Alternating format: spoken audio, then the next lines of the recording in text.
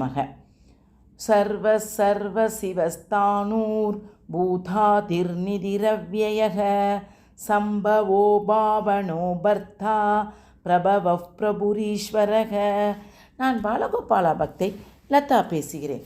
அனைவரும் சப்ஸ்கிரைப் பண்ணுமாறு வேண்டிக் கொள்கிறேன். நாம் இன்றைக்கு பார்க்க போகும் திருநாமம் 34வது திருநாமம் பிரபவக. என்னவென்று பார்த்தால் பெருமையுடன் பிறப்பவர். இதை நமக்கு சொல்லும் முறை பிரப வாய நமக, பிரப வாய நமக அப்படின்னு சொல்ல வேண்டும். எப்போது இந்த திருநாமத்திற்குரிய பெருமைகளையும் இதனுடைய கதைகளையும் பற்றி பார்ப்போமா? அதை அனைவருக்குமே தெரியும். நாம் டிவியிலும் புக்கிலும் நாம் நிறையவே படித்திருக்கிறோம். இப்போது பார்ப்போம், வாருங்கள் கடைசி வரை பாருங்கள். அதாவது என்னென்னா, தன் ஒன்றுவிட்ட சகோதரியான தேவகியின் மீது அளவு கடந்த அன்பு வைத்திருந்தான். யார்? கம்சன். அவன் வசுதேவருடன் திருமணம் நடத்திவிட்டு தேரில் தங்கையை வைத்து தேர் ஓட்டிக்கொண்டு வந்திருந்தான். அப்போது ஏ முட்டாளே என்று ஒரு அசிரிரி கேட்டதாமா. யார் என்னை அழைத்தது என்று மேலே பார்த்தான் கம்சன். நீ யாருக்காக தேரோட்டி கொண்டு இருக்கிறாயோ அவளுக்கு பிறக்கப் போகின்ற 8வது மகன்தான் உனக்கு யமன் என்று அசிரிரி கூறியது. அதிர்ந்து போன கம்சன் தேவகியினுடைய கூந்தலை பிடித்து இழுத்து அவளை வெட்டப்போனான். அதற்கு வசுதேவர், யார்? இந்த தேவகியினுடைய கணவர் தான் வசுதேவர், அவளை தடுத்தார். எங்களுக்கு பிறக்கப் போகும் குழந்தையால் தானே உனக்கு ஆபத்து என்கிறது அந்த அசிரிரி. இந்த பெண்ணால் உனக்கு எந்த ஆபத்தும் வரப்போவதில்லையே, தயவு செய்து இவளை விட்டுவிடு. எங்களுக்கு பிறக்கும் அனைத்து குழந்தைகளையுமே உன்னிடமே ஒப்படைத்து வருகிறேன் என்றார் வசுதேவர். நமக்கு இந்த கதை தெரியுமல்லவா? சரி, குழந்தைகளை என்னிடம் ஒப்படைத்துவிடு என்று கம்சன் சொல்லி அவர்கள் இருவரையும் புதுமண தம்பதிகளாக ஒரு அரண்மனையில் தங்க வைத்தார். 1 வருடம் கழித்து முதல் குழந்தை பிறந்ததாமாம்.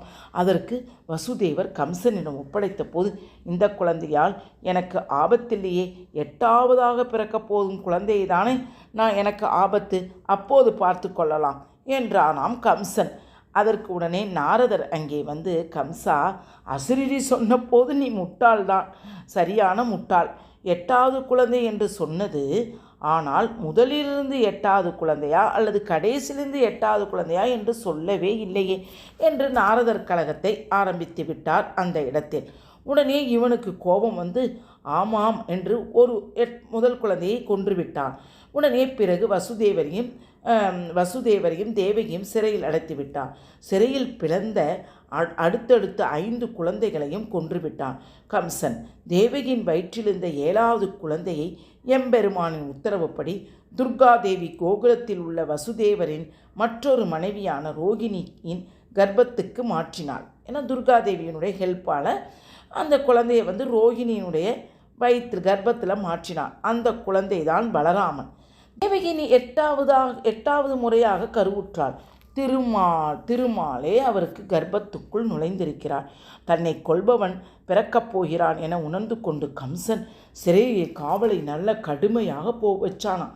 அப்போது ஆவணி மாதம் கிருஷ்ணபட்ச அஷ்டமி திதியில் ரோகிணி நட்சத்திரத்தில் நள்ளிரவில் வானில் பிரம்மா, சிவன், விநாயகர், முருகன், இந்திரன் உள்ளிட்ட தேவர்கள் தோன்றி தேவகியை போற்றினார்களாம். தேவகியின் கருவிலிருந்து ஒரு அழகான ஆண் குழந்தை பிறந்ததாம். குழந்தை 4 திருக்கலங்களுடன் சங்கு சக்கரங்களோடு திருமார்பில் மகாலட்சுமியுடன் தாமரையில் உந்தின தொப்புள், அந்த தொப்புளில் பிரம்மாவோடும் இடையில் பட்டு பீதாம்பரத்தோடும் திருவடிகளில் தங்க பாதுகைகளுடன் விளங்கி தோன்றினாராம். யாரு? நம்ம கிருஷ்ண பகவான். அப்போது வசுதேவர் தேவகி கையிலிருந்து விளங்குபவன் எல்லாம் அருந்து கீழே விழுந்ததாம். அந்த விலங்குகள் என்பது சங்கிலி. அந்த சங்கிலியெல்லாம் கீழே விழுந்துருச்சாமா. அப்போது தேவகி என்ன சொல்கிறானா, நீ ஏன் சாதாரண குழந்தைகளைப் போல 2 கைகளுடன் பிறக்காமல் 4 கைகளுடன் பிறந்திருக்கிறாயே?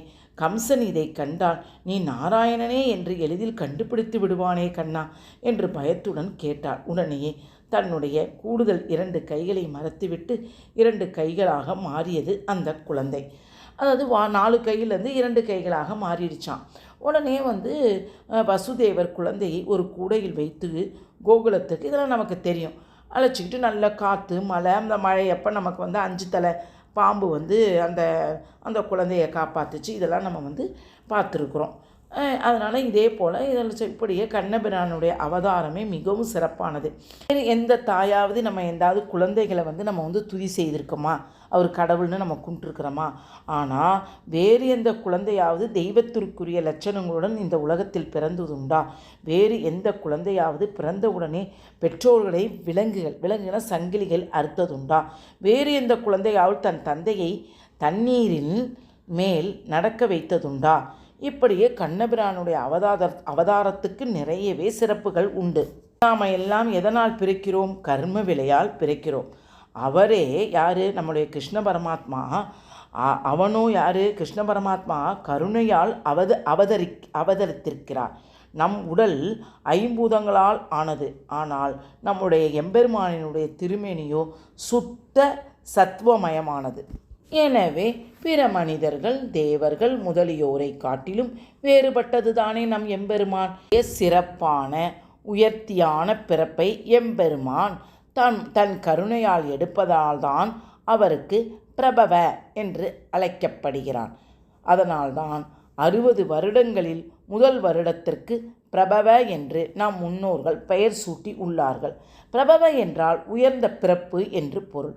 அதுவே விஷ்ணு சகஸ்ரநாமத்தில் 34வது திருநாமமாக விளங்கப்படுகிறது. பிரபவாய நமக என்று நாம் தினமும் சொல்லி வந்தால் நம்மை வாழ்வில் எம்பெருமான் உயர்த்துவார் என்பது பொருள். இப்படியே ஒவ்வொரு திருநாமத்திற்கும் எவ்வளவு அழகாக அந்த காலத்தில் பொருட்கள் கூறி எழுதி வைத்துள்ளார்கள் பாருங்கள். பிடித்திருந்தால் லைக் பண்ணவும், ஷேர் பண்ணவும், கமெண்ட் பண்ணவும். வாழ்க வளமுடன். ஹரே கிருஷ்ணா.